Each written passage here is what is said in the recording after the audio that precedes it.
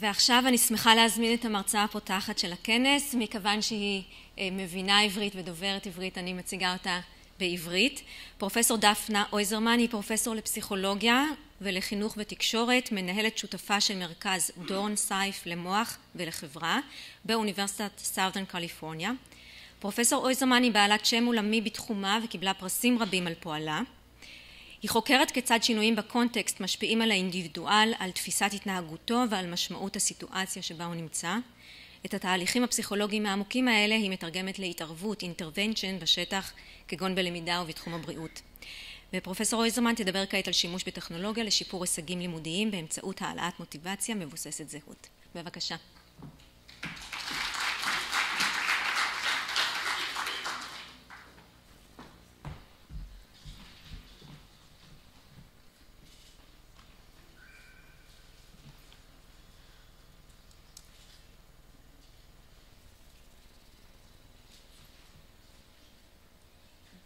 ברגע שיהיה PowerPoint, אני אתן. אוקיי. Alright.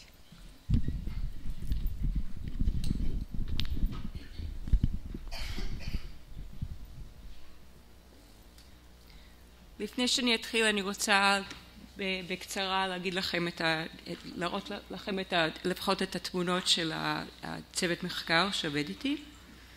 זה אנשים שהם סטודנטים דוקטורט עכשיו. שני הניקס, הם היו סטודנטים שלי לדוקטורט בשעבר, והם עכשיו הם ב-American Institute for Research, וורוניקה ואירן הם עכשיו פוסט-דוקס אצלי במעבדה. וכמובן צריך להגיד תודה למי שמממן, שזה משרד החינוך וה-NIH. So, for many of us, when we were kids, the point of school was getting good grades. Of course, the solution then in the end is that you win by getting as many good grades as possible, and you end by arriving at HR and being asked, so, besides good grades, what do you know how to do? And you say, tests. I'm really good at tests. Of course, that's the minority of people. For most people, school isn't about getting grades. It's about finding purpose and meaning in life. So, one teacher says to another, in my experience, telling a kid without an education you can't get a job almost never works. But without an education you can't get a job to get money to buy new sneakers and CDs, that works every time. Now, the point is that we're not going to school in order to get an education. We're getting an education as the process, as part of the step on a journey toward having a life with purpose and meaning. That meaning may be sneakers and CDs when you're 12, but probably not later. And what we really want to do is to create a context in which that's what's going on. And that's really the promise of education. The promise of education isn't just that stuff goes in your head, but that it creatively comes out of your head. In the right moment, you say to yourself, oh, I've learned something related to this. I can create something new right now. But the reality of education looks more like this.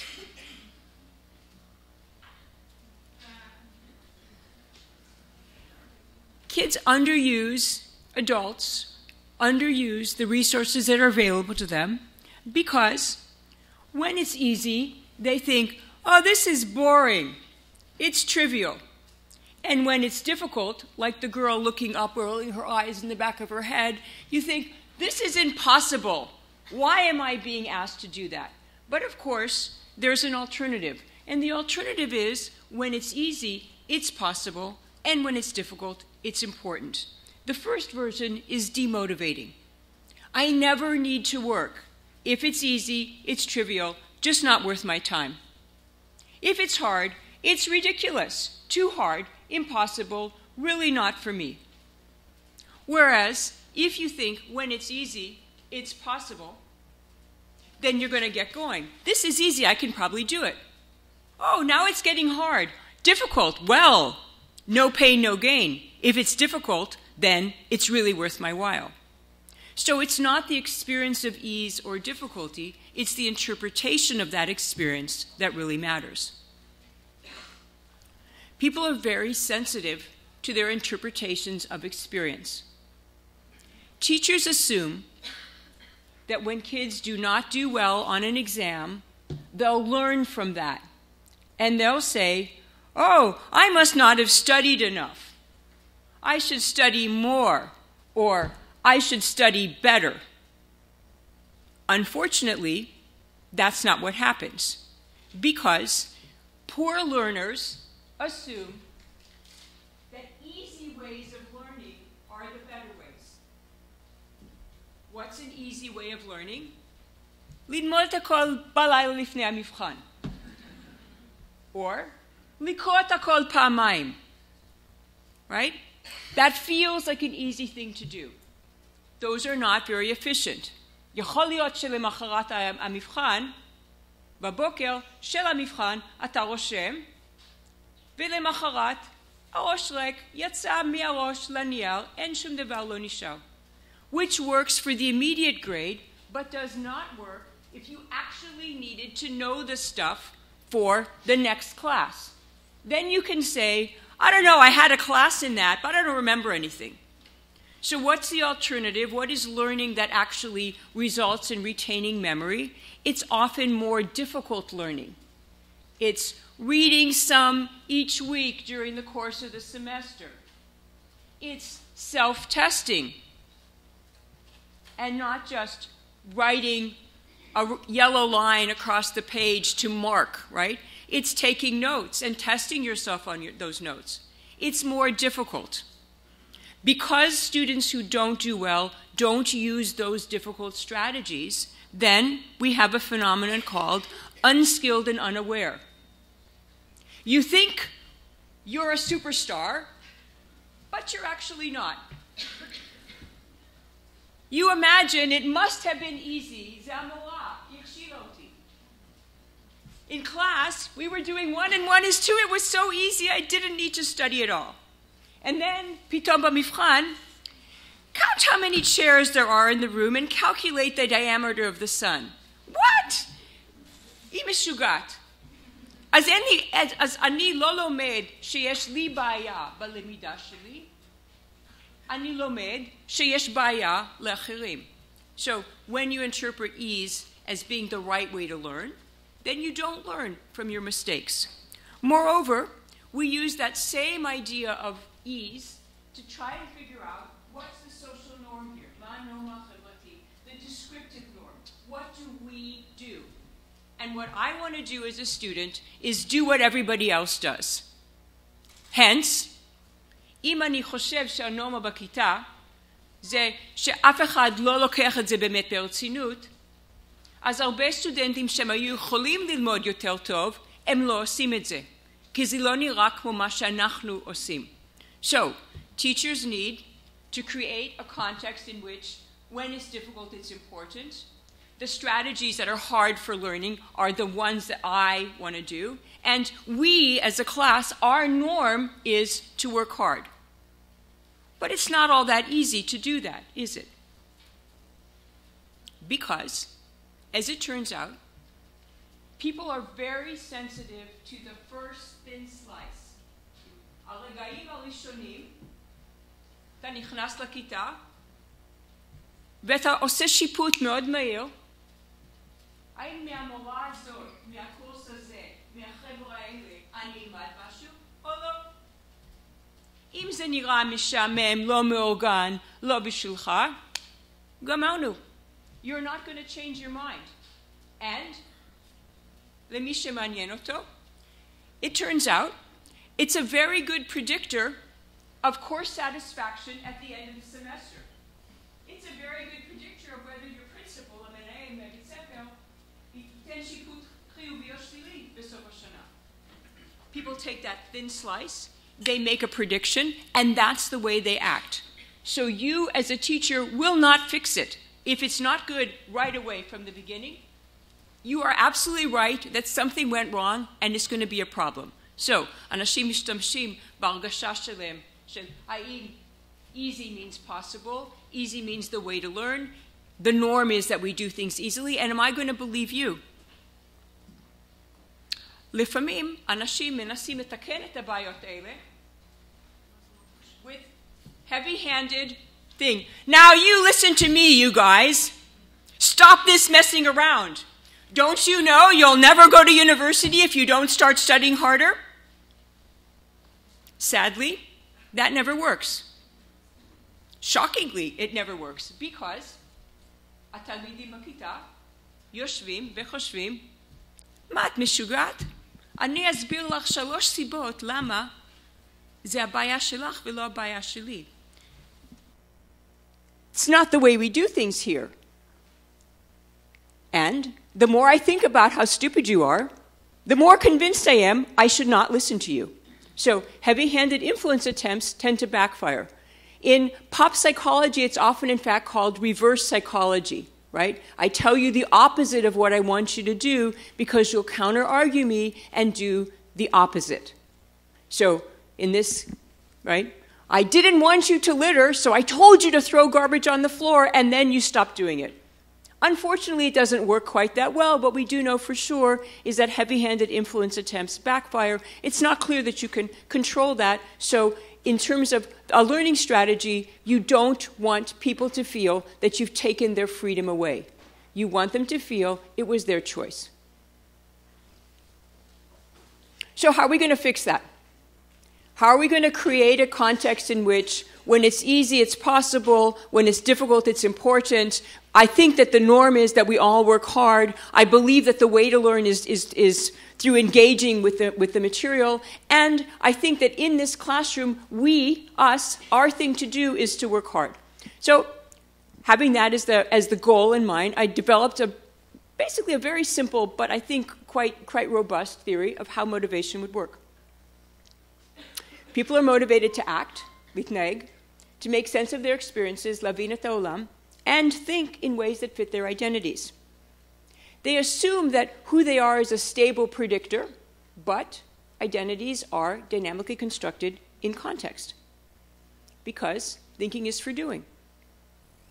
So these 3 elements of identity-based motivation can be separately cued: the dynamic construction part, what comes to mind and what it means, procedural readiness, how do I interpret my experiences of ease and difficulty, and my readiness to then act in those ways. If I cue one, I cue the others. And a whole bunch of studies have shown that when you cue identity, you cue interpretation of difficulty. When you cue interpretation of difficulty, you cue identity. You can get identity to be cued in context. That identity relates to action, and it's an iterative process. Okay. So if we want an effective intervention, you want kids to think, this learning thing, this is for me. And everyone is doing it. And it was my choice. I came up with the idea, not you. Otherwise, as Calvin says, you can present the material, but you can't make me care. So we started out, and what I'm going to talk with you today about is using that identity-based motivation to design intervention. And the first thing that we wanted to do was to say, can we design a brief intervention in public schools that involves activities that when kids do them, they come up with the idea, when it's difficult, it's important. And school, that's a thing that I care about. And so do my friends. And the far future, it's starting right now. I need to get going. I need to work on schoolwork. And when it gets difficult and I fail along the way, that's okay, because that's how we learn important things, and I need to figure out ways around it. So we did a randomized trial in Detroit public schools with 260 students. So half got school as usual, half got the intervention. And later, in one moment, I will show you the results. But basically, punchline is it worked. But then the question is, when we think about it from a technology perspective, is that was very nice. I can train people to do it. But how would that scale? It's important to figure out, can I train teachers to train other teachers to do it? And how much is good enough? With what level of fidelity do I need to provide the intervention such that I still get those positive effects? So in the first year, we trained 8 teachers, and those teachers trained 15 teachers, and those teachers trained 21 teachers. We started in 2 schools, we went to 5, then to 8, and the number of students kept multiplying. So, as I said, identity-based motivation, the key ingredients are we have skills, we can imagine our future, we have positive and negative forces in our lives that show us the way, push us forward, and difficulty is a signal of importance, not impossibility. And the outcomes that I was looking at is time spent on homework, improving your grade point average, and actually showing up in class 2 years later, as well as things like disciplinary action. And what I found was that kids who were in the intervention changed their identity-based motivation such that they spent more time doing their homework, they skipped fewer classes, they behaved better in class, which improved their grades. And potentially of less interest to many educators, but should be of interest, מי שעשה את השיעורים והגיע לבית ספר, היה עם פחות סימפטומים של דיכאון שנתיים אחרי כן. כי כשאתה בחטא או טט, ואתה לא מצליח בלימודים, רוב הסטודנטים, אין להם כאילו חיים אחרים, זה לא they are rock stars and Olympic athletes, הם פשוט ילדים שלא מצליחים בתיכון, וזה לא מרגיש טוב במיוחד. אז זה לא רק שמשנים את הציונים עם ה-identity-based motivation, זה גם משנה את ההרגשה הטובה של הבן אדם, זה מקטין את הסכנה להיות בדיכאון. The interesting thing, of course, is that there was some direct effect of identity-based motivation on grades, but not to depression. So even though it feels like a very social kind of a thing, it is actually directly impacting something academic, grades. It's not sort of just making you feel better. Okay, so we did the same thing in Chicago Public Schools, and there the question is, can I train teachers to deliver those activities? Because remember, what are the pitfalls? What's the worry? Well, teachers think, you know, if a little is good, then a lot is better, and they're going to push hard, and you're going to have reactance. Teachers think, I don't really need to train for this, I'm a professional. And that thin slice, that very first moment, if it doesn't look well organized, the kids are going to say, thank you, not for me, right? So that's the thin slices part. And the third part, of course, is if teachers don't think that the social norm really matters, they're going to end up very quickly with a norm of we're not participating. And if you're not doing it, then you're going to be in trouble. So can we train teachers to deliver the activities, which is the first part, adherence? But can they do it with enough quality? And what is quality? Well, that's back to that issue of how we interpret our experiences of ease and difficulty. אם אני נותנת את ההרצאה בתערובת מגומגמת של עברית ואנגלית, ואנשים לא מבינים על מה אני מדברת, הרבה אנשים יסיקו מסקנה שזה כנראה לא חשוב, לא מעניין, and probably I'm not very expert either. כי אנחנו מנסים להבין את הרגשה של קושי דרך הדשה של what could it mean for me? Why am I having difficulty? Well, probably it's not important, it's not true, and the professor is not very expert. So if a teacher delivers the material in a way that doesn't feel fluent, that's not easy to understand, the kids are unlikely to believe that the message is true. So it's not enough that the teacher can deliver the activities. She has to deliver them in an easy to understand way, or kids won't believe it's true. Second, when you hear the information, you're more likely to believe it if you thought you came up with it.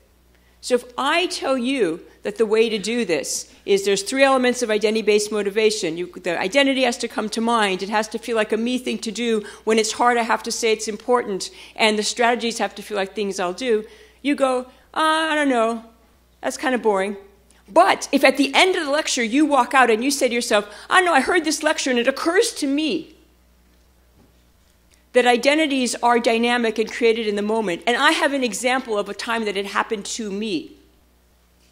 And when it's hard, you just have to believe that you can pick yourself up and keep going. And I remember a time that happened to my friend. Then you're going to remember it, and it'll be important. So the second part of fluency is it's not just that it feels easy to hear it, but also I feel like I've created it in my own words. So a teacher who delivers with high quality uses the students' examples to bring the core points. And the third part of measuring fidelity is, do students actually say that they've learned something? Okay. All right. So can we measure that, and how much is enough to produce that path that we were talking about? And we looked, did it change the identity-based motivation? Did it change their engagement in class and with homework, since those are the key mediators of the change afterwards? And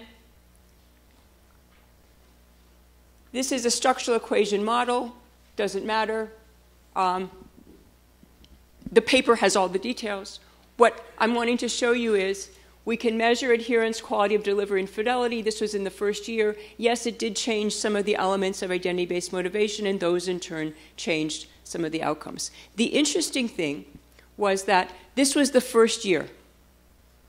In the first year, we took the 2 best teachers from this path, and we said to them, would you be willing to train other teachers? When we hoped that they would say yes, and they did, they said sure. So they then said to us, you know, when you started, you told us it took 40 hours of training to do this. And we said, oh, no, we're experts. We don't need 40 hours. 12 hours is enough. But you know, maybe you were sort of right. Maybe 12 hours was not enough. How about 3 days? We'll do 18 hours. We'll use 18 hours to train the next year of teachers. Okay, I said. And you know that training manual that you gave us? It was really boring. It didn't look like a teacher's manual. Can you make it more like a teacher's manual? Sure, I say. But the boring thing, that was the Oxford University Press book. So I don't know. That was like the best I could do. So, like, where should I put the colors? What am I supposed to do? And they said, you know, boxes with colors, with symbols. So we worked together, and we created something that looked more like a teaching manual. And it has boxes and colors. I'll show you in a second. And then they used that, and they trained other teachers. And guess what? The average teacher in year 2, the fidelity, these measures of adherence, quality, and so forth, the average teacher was as good as the 2 best teachers in the first year. Okay. Then, those teachers were going to train the next year. And I met with them, and I said, you know, would you be willing to, oh, sure, we'd be happy to do it. Is there anything you'd like me to do to make it better so that the materials are better and so forth? Yes. Can you make movies? Yeah, I suppose I can make movies. What would you want to see? Well, I'd like to see you delivering to Chicago public school kids who are working in Chicago. You deliver the intervention so we can see it. Because the training was, the teachers participated, they learned to do it by being participants, and then they learned about it. But, you know, then weeks go by and you don't remember anymore. So if I could watch the movie, that would be great. Okay, and you'll see in a second. Kids came in, we did it. These are real kids, they're not actors. It was real public school kids who I didn't know, and you know, we only had one weekend and the filming went once, so we were fine. And then those teachers trained other teachers, and guess what? In the third year, I had teachers who were getting close to, by the coding scheme, 100%. So it's clearly possible to do it, and clearly fidelity matters. What we're going to find out now is whether it goes like this, more fidelity is always better, or if it's a step, right, up to a certain point, it doesn't matter, and then after that it goes up, or if it goes up to a certain point and then it doesn't matter. You know, is 80% worse than 100%, or is 80% enough? For many things, potentially, 80% is enough. אם למדת 80% מהחומר, אז אחרי שנתיים יכול להיות ש80% מה שאתה זוכר זה כמו מי שלמד בשביל 100%. Who knows? אז זה החלק מהדברים שאנחנו רוצים עכשיו לבדוק. Okay, so just briefly, because I've been talking about this thing, what is the thing? So we start with me now, and we ask kids to think about skills or abilities that they have to do well in school this year and going forward. And they write about it, and they introduce one another, and this is an example of the kind of thing that they write. So this little boy was introducing Edwin Enrique Tolentino, and his skill or ability is that he learns fast. Then, the next session, we ask kids to imagine themselves as adult, and we show them all sorts of pictures of adulthood, and their job is to just pick pictures of the adult, something that reminds them of the adult they might become. זה לא בחירת מקצוע, זה לא משהו מאוד מאוד ממוקד, זה רק שיש איזשהו רעיונות שלגבי העתיד שיקרה לי משהו טוב בעתיד. And then they write about it, and so for example, this kid wrote, I want to get married to the love of my life at age 26. I want to have a family with 2 to 4 children, or maybe 3, not quite sure, by age 33, all 4 of them. And I want to be an architect when I grow up, and that will happen when I am 23. Okay? אז הרעיון הוא לא שזה יהיה, exactly right, or that you'll really know, but that you're imagining some future. There's something you want. There's a reason to get going. Then, we work with students with this idea of there being a timeline to the future. There's some way of using a path metaphor, for those of you who heard the lecture yesterday, of getting from here to there, you have to move along a path. What do we know about paths? Well, you have to locomote, you actually have to do something. לא מתיישבים על הדרך, לא לנים בלילה שמה, ואם יש מכשולים בדרך, צריך איכשהו לעקוף את המכשולים. And it can happen that there's friendly forces along the way, people who help you, the sunshine that, מאיר את הדרך, but there can also be negative forces, people who are actually just criticizing you or showing you examples of what not to do, the ruach kara that blows along the way. And we have kids think about that and think about positive and negative forces in their lives. Positive and negative forces, this is the summary from the board, always turns out to be your family, right? They can be both positive and negative forces, and often kids talk about themselves as being part of the things. And if you notice, video games and electronics shows up under negative forces in this particular class. So you think about obstacles along the way and forks in the road, and we actually have kids draw timelines into the future. Now, timelines into the future, there's a fork, you don't really know what's going to happen, there'll be choices, but there's also obstacles, things that were not your choice, and you have to figure out how to get around them. And kids write some sort of a rough draft, and then they try drawing it from now as far out as they can go, and things look kind of differently, depending on how they do it. Then the next thing that we have them do is to think about strategies as being the connectors between next year and the farther future. Things that I do in order to get to my closer future can also help me get to my farther future. And notice the linking path, so again, that path metaphor. Then we get a little bit more specific. And we say, because I want some adult far future self, I'll work on some closer future self with the strategy. But if you've ever planned to diet, get better grades, clean your house, write that book, finish the article, teach yourself Chinese, and nothing happened at the end of the year or at the end of the week, and that's because you never planned exactly when you were going to do those things. And in fact, there was no time in your schedule for any of them. And so we then work with kids on למקם את הרעיונות שלהם באיזשהו מקום בלוח זמן של השבוע. When during the day am I going to do it? Where am I going to be when I do it? Which makes it more concrete and forces you to pick only some things. Because you can't do all of those things between 4 and 6 p.m. So what is the one thing you're going to do? One thing is better than no things, right? So do something. Then after that, we start working on, if you think about it, we started with easy things, it was fun and it was games, and then we need to actually bring on the difficulty. How are we going to talk about when things are difficult, it means it's important, since it's not the way you're used to thinking? We start with puzzles, and we have them solve puzzles that seem impossible to do, and they get this idea that it's important. Then we have them come up with everyday problems, and they work on them using the skills that they have learned in the class. And if you think about it as a teacher, and this is the board, teachers writing on the whiteboard what it is that kids said and sorting it into the activities that they've learned to show kids, hey, you've learned this stuff. Because I'm just writing what you say, but by clustering it, it's showing you things. Now think about that. That's a really hard skill for a teacher.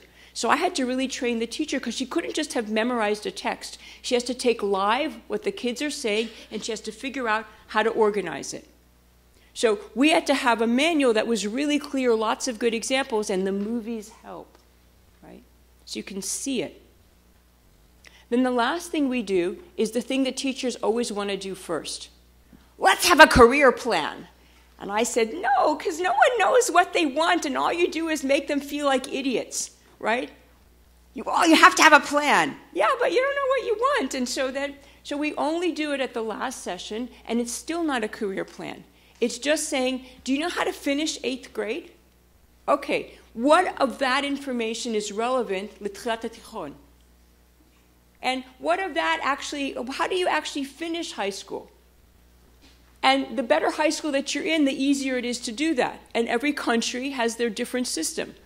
You know, im yesh bagruyot, matay tzarich latchil limod lehem.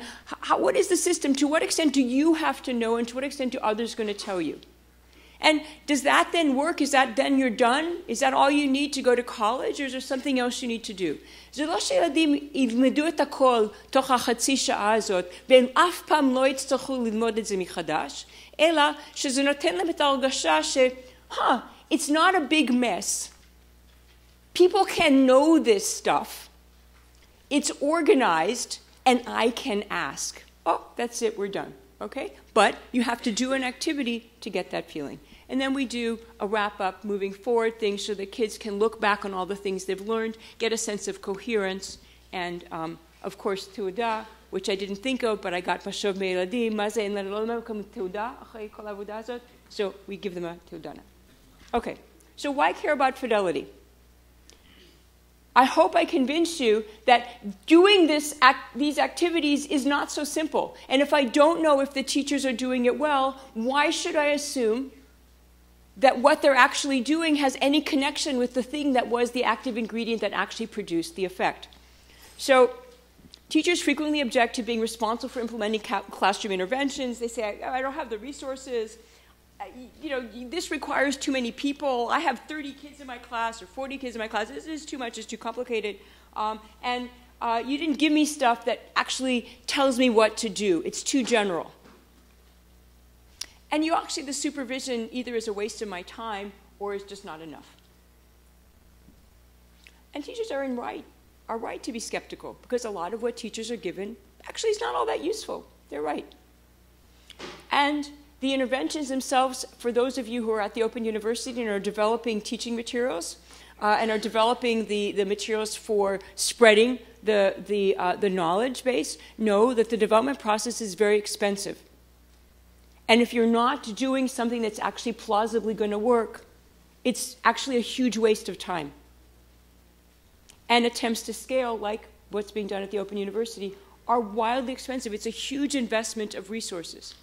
So it makes sense to think about, what do we know, what actually works, what are the things that are critical, and what doesn't matter. Because otherwise, even if you have a positive effect, you won't know why. And then how will you know how to scale it? If somebody says, okay, but I want to change this one part, is that the critical thing, or is that okay? I don't know, because I didn't test it, right? So that's another reason, then, that things often fail. So when people try and test educational innovations, often the findings are not all that promising, but it's unclear why.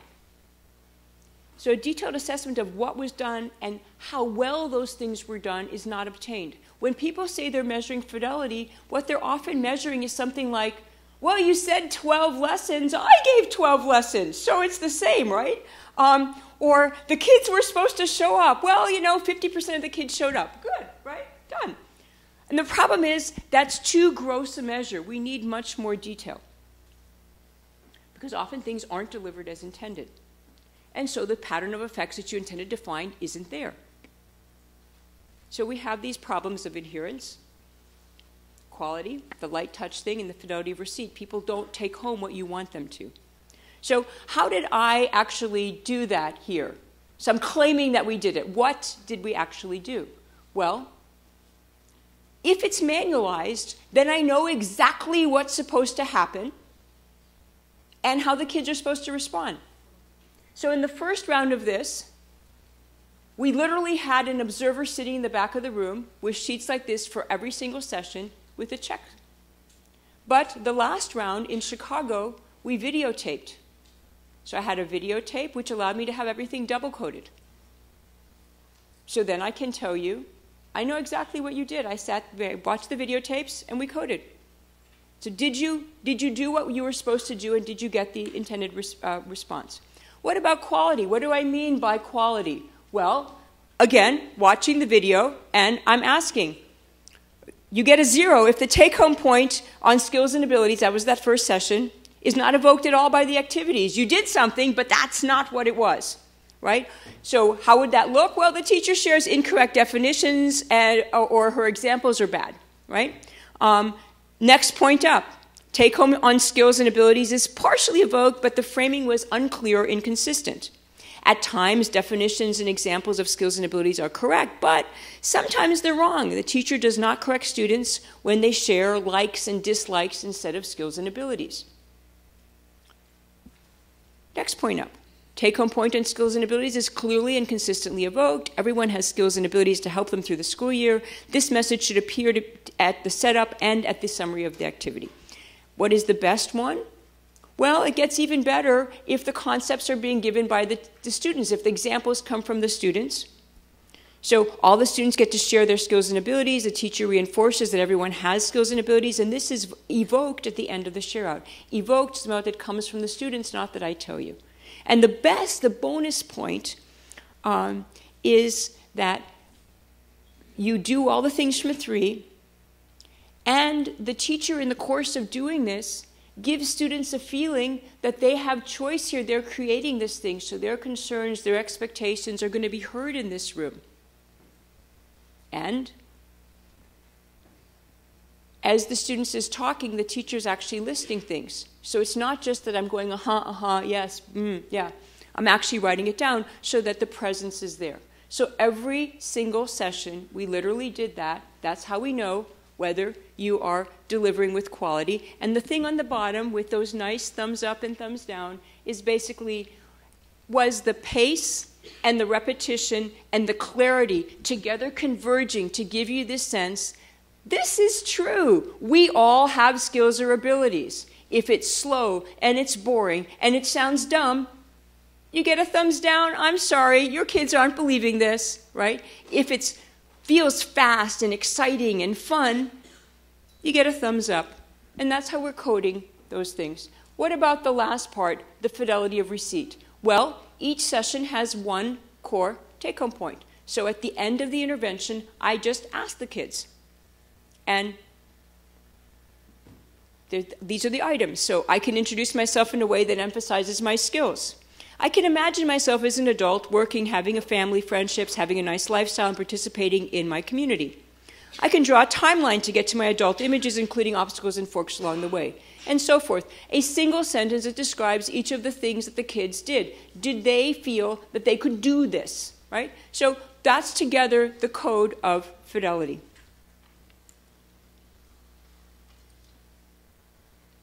So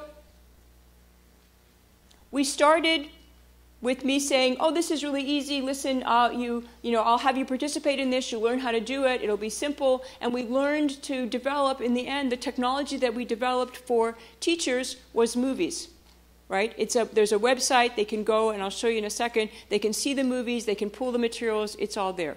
The promise of technology is that it makes things more engaging. It's more fun. It's transporting. It makes it accessible. It's individualized. And it's fun. And we think that all of those things increase motivation. And the question is, are those underlying assumptions correct? If students aren't engaged, is that because it wasn't fun enough? Wasn't easy enough? If you transport them, will they transport themselves back? Will they know that this is actually relevant for here and now in school? Or will they be stuck in the game, which is nice, particularly if it's a shooter game, because you don't want them to go out and shoot afterwards. But how do we know that they're going to take whatever they did in the game and use it in the everyday situation? So is the fun sufficient for motivation and learning? Right? A lot of games encourage you to be someplace else, to be someone else. And it's not clear how that transfers back to reality. And what we do know from the literature is that transfer of skills is rare. Even when you learn, many people make the mistake of saying, I need a quiet place to learn. I'll sit and do my studying in that one particular desk I found in the corner that's really quiet, and that's my space, and I study there. And then they go to the exam, and guess what? They don't remember, because they learned only in that one context, and if they were sitting there again, they would do better. So even something as simple as where you're sitting when you're learning, if you can control where you're sitting when you're learning so that it will be exactly the same place as where you're sitting when you're tested, that's good. But if you cannot, it's better to learn by moving from one context to another so that the knowledge will not be in your head located in that space. We know that from learning. So surely if you're playing a video game, if there's no bridge from the game to outside the game, it's not going to work. Okay? And that's especially if the me in the game is not the me outside of the game, which often we encourage you to take on an avatar. So we actually make it harder for kids to actually use whatever skills they learned in the game, outside the game. Interpretation of experience and the social norms in the classroom haven't been addressed. So say I get totally convinced, I play this game and I think, wow, cool avatar me, cares about school, wants to work on it, when it's difficult, it's important, I'm really going to do it, me in the game.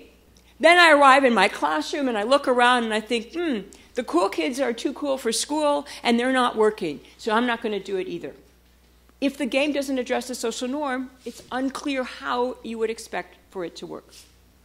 Right? So what's the point of games? We think that you play, you experience things, you learn, you grow, it captures your attention, you have eager engagement, and serious games, the purpose is to learn by putting people into new situations, to teach them hard and soft skills.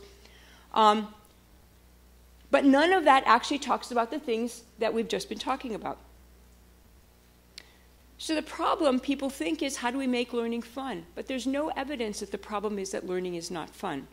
What the evidence is that I interpret my experiences of ease and difficulty in unproductive ways. So what I really want is a game that deals with that directly. Because solving the problems that aren't the active drivers of the limitations is not going to help. Okay, so we need a careful test of the underlying process and how to deliver change. And I'm likely to be out of time. I didn't actually look at when I started. I have like 10 minutes? Good. For questions. So I'm going to be out of time. So I want to end by saying, so what does that website actually look like? So it has places that you can go to look at the intervention, to see the tapes, to actually see the sessions. And yesterday I tried to play it, and that did not work. And so today what I did instead is let me see if I'm going to put down the mic.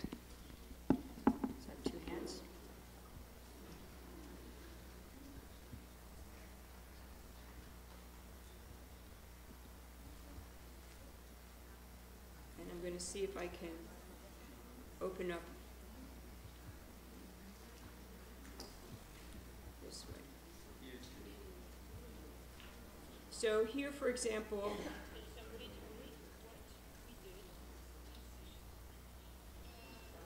so you can literally see me. That's in the website. That's session 4, for example. You can see what we're doing. You can see. You can see, as a teacher, if you were interested in it, see if this works. Error, please try again. Okay, apparently I don't have internet. You can see me talking about the theory. You can look at the 12 sessions themselves. You can get the manual, you can get session materials, you can get the PowerPoints, because teachers said, you know, this is really nice, and when you deliver it, you just talk, but you apparently have memorized the whole darn thing. I personally need PowerPoints, so can you make a PowerPoint deck for me? Yes, I can, because I work for free, not a problem. So I made the PowerPoints. Then teacher said, you know, I have these questions, like, you know, and often the questions are very much similar questions across teachers, so I have question and answer kinds of things. Sometimes teachers say, well, what about including parents? Wouldn't that be a good idea? Well, guess what? We did that. We tested it. So here you go. You want to include parents? We provided that for you. So all of the things that make it possible to do, we've done. The last question, and I know I need to get to people's actual questions.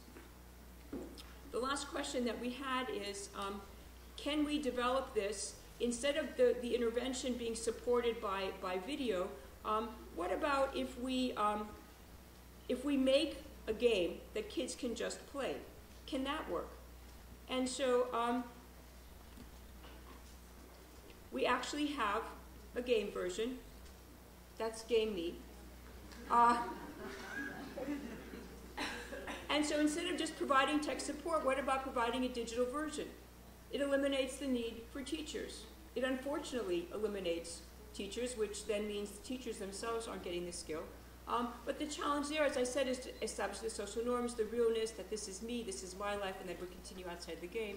So one version of this, which is funded by NIH, is virtual after school. So it's a program that involves game that you play. It's in an after-school setting in boys and girls clubs. You then engage with the instructor, and you take stuff home and you talk to your parents. So you're playing the game, but it's not just the game. The game actually bridges concretely to reality. So I don't want to read the various things, but the main thing is the game involves temptations. It only goes forward. So you can't, like with Sims, you know, put your Sim people in the pool and starve them, and it's funny, then you get them out and you do something else. It only goes forward. So whatever you do, you then, you know, that's it, you have to live with your things. So there are temptations, there's choices, positive, negative, and neutral ones. You actually do whatever you're going to do, and then there are consequences. And your life actually changes depending on the things you've done. Okay? Another version of this that we're doing is a fully digital version, which is running in Colorado Public Schools. This is funded by Obama, Zichrono Lebracha, who funded investing in innovations through the Department of Education, a program that literally no longer exists. And we developed software for Colorado Public Schools, and we're randomized kids, half play literacy games, half play science games as the alternative. And then the other people who are not in those control groups are playing our games. And our question is, can we produce social norms in a boxed kind of a thing? So we wrote little novels. I have backstories for all these kids. And they participate with you during the course of the activities. And you hear what they did and what they're thinking. And then at the end of it, we do transfer to outside of life by having you write a letter to somebody who won't get a chance to participate in this activity. So it's the same kind of things as the in vivo, but now I have to actually establish the bridge myself. So this particular kid wrote, I'm in 10th grade, my skill or ability to work toward my career, possible self is that I'm determined. A positive force in my life is my mother, who always tries to show me she cares. A negative force is my cousin, because he keeps saying, why work so hard in school? And even though it makes me mad, having to argue with him reminds me that it's important. A choice I already made is that when I was younger, I really did not do much homework. That means that now I have to really work hard or I'll fall behind in my classes, because the truth is, you really have to work slowly. So kids then write letters to other kids, and we're in the process of testing that. And I just want to end. We don't ask for thank you letters, but adorably, kids write thank you letters. And they actually find this, I think, to be very helpful, which is why that was one of the reasons that we thought that having students write a letter might be helpful. So I want to thank you for the time. And